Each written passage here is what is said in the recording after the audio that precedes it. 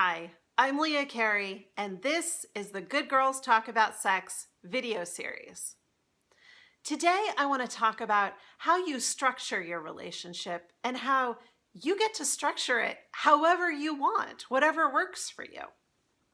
So, I think that most people have the idea that you meet somebody, you fall in love, you date for a while, and then the next logical step is that you move in together.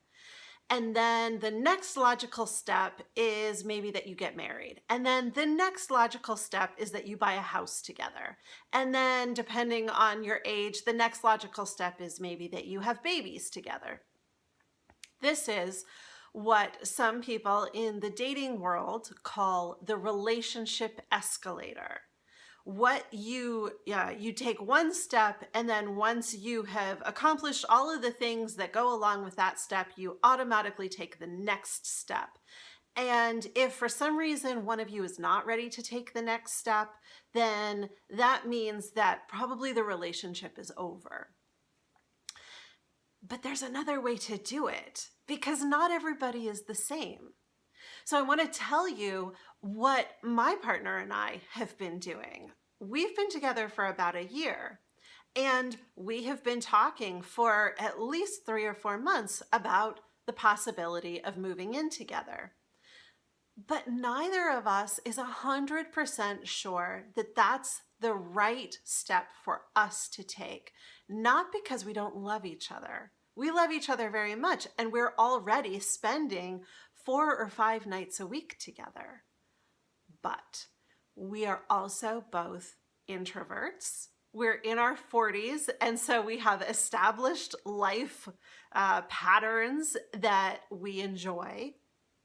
And there is some concern for each of us that we're not 100% invested in the idea of spending all of our time together. So we have come up with 2 options, and we're still in the process of deciding which option we will, go forward with on a longer term basis.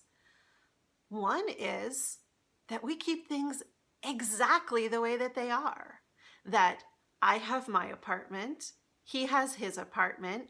They're about 10 minutes away, so it's kind of perfect.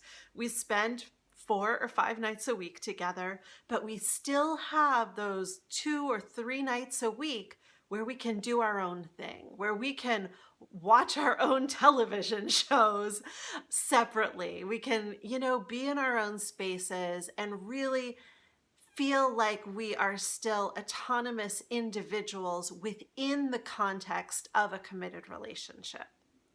That's what we're doing right now. And it may be what we continue to do longer term. But the other option that we've come up with is that we might decide to move in together and get a 2-bedroom apartment so that each of us has a room, each of us has a space.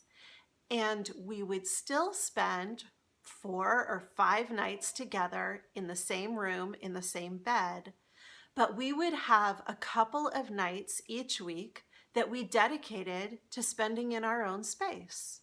We can watch our own television shows that we know the other one doesn't like. I can sleep with my teddy bear, which honestly I really enjoy sometimes, and my teddy bear does not come into my bed when my partner is with me.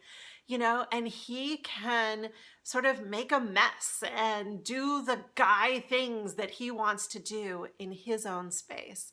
And then we come back together, and it's not a crisis moment. It's not like we get angry at each other and so we spend time, one of us spends the night on the couch.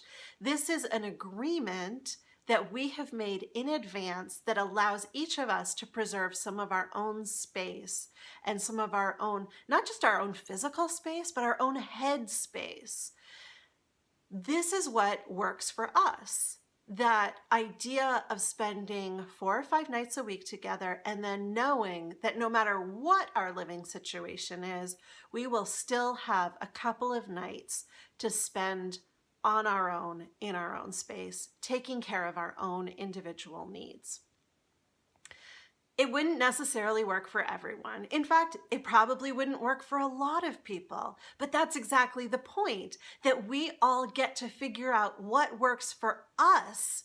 And we don't have to just play by the relationship escalator rules that everybody else has bought into simply because that's how everybody does it. I really want to encourage you to think about what would work for you? What relationship structure works for you? Is it being in a committed relationship with somebody, but not living with them and maybe not spending more than 1 or 2 nights a week together?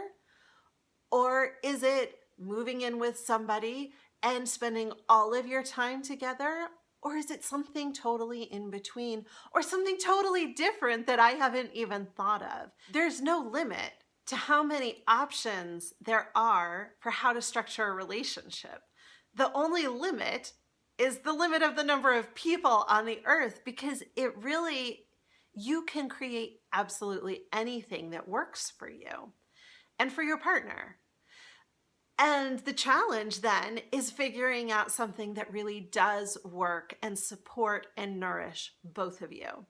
So first of all, I'd love to invite you to come to the comments and start talking about what are the things that you think would work for you, and what are you nervous to think about because maybe it's a little scary.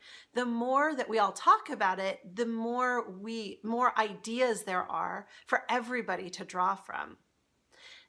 And if this gets you inspired to actually think about talking about this with your partner, but you're not quite sure where to start, let me know. I'd love to talk with you. There's information about my coaching services in the description. I'm excited to find out what you choose, because I look forward to a world where we're not all tied in to this one normalized way of being and having our relationships.